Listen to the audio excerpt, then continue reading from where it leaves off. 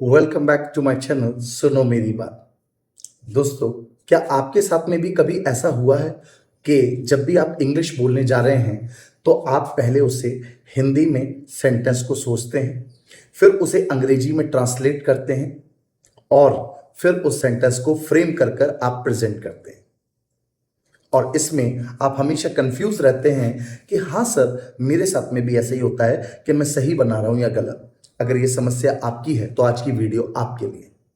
दोस्तों, ऐसा क्यों होता है? कभी आपने सोचा कि बचपन से लेकर बड़े होने तक हम सब लोग हिंदी से अंग्रेजी बोलते समय सेंटेंस को ट्रांसलेट करते हैं, ग्रामर के अकॉर्डिंग सेंटेंसेस बनाने का प्रयास करते हैं। लेकिन क्या आप जानते हैं कि अगर हम इंग्लिश बोलना चाहते हैं तो we have to stop thinking in Hindi. हमें हिंदी में सोचना बंद करना पड़ेगा।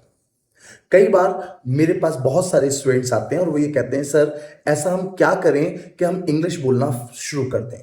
तो मैं अक्सर अपने बच्चों से कहता हूं, सबसे पहले हिंदी में सोचना बंद करें।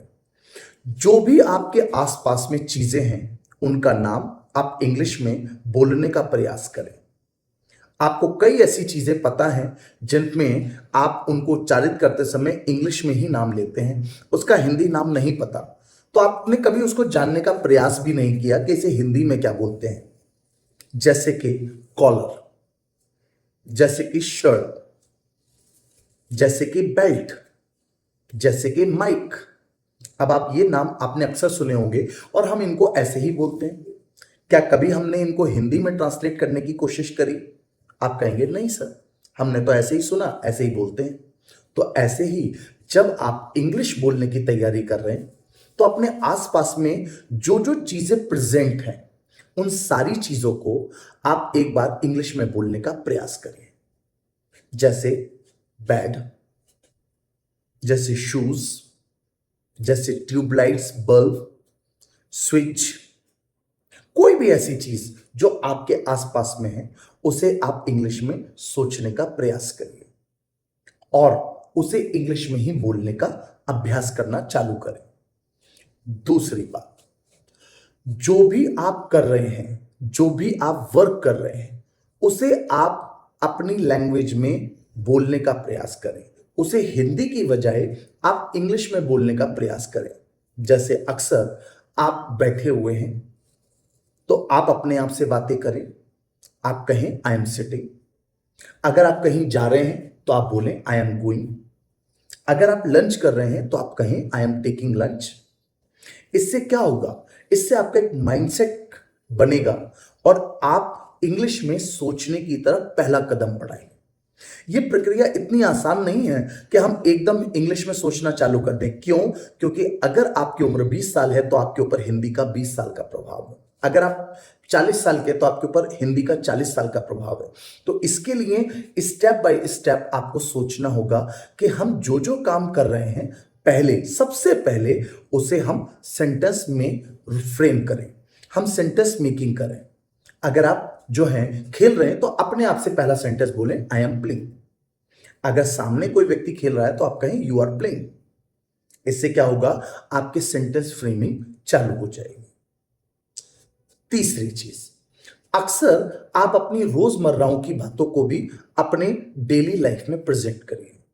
जो जो आप करते हैं, जो जो आप बातें करते हैं, वो सारी बातें शेयर करना चालू करें।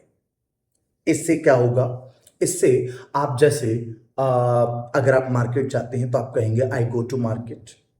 अगर आप पार्टी अटेंड करते हैं तो आप कहेंगे आई अटेंड द पार्टी।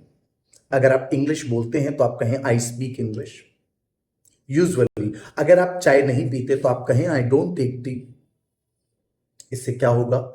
इससे आपके माइंडसेट में एक बहुत बड़ा बदलाव आएगा, एक बहुत बड़ा परिवर्तन आएगा कि आप अंग्रेजी में सोचना चालू कर देंगे, आप अंग्रेजी में विचार करना चालू कर देंगे और स्टेप बाय स्टेप आप में इंप्रूवमेंट आने लगेगा। तो सबसे पहले अपने आप को ट्रांसलेट करना बंद करें। ग्रामेटिकली अपने आप को करेक्ट और इनकरेक्ट करने के बारे में ना सोचें, क्योंकि आप एक लैंग्वेज सीख रहे हैं और लैंग्वेज को सीखते समय थोड़ी सी प्रॉब्लम्स आ सकती है। तो इन प्रॉब्लम का सलूशन क्या है? इन प्रॉब्लम का एक ही सलूशन है कि पहले आप इंग्लिश में ही देखें और इंग्लिश में ही सोचें। दोनों के चीजें एक साथ कनेक्ट करिए। देखना और सोचना दोनों चीजें एक साथ कनेक्ट होनी चाहिए। दूसरा, आप अक्सर जो भी चीज आपके सामने घट रही है उसे आप इंग्लिश में बनाने का प्रयास करें।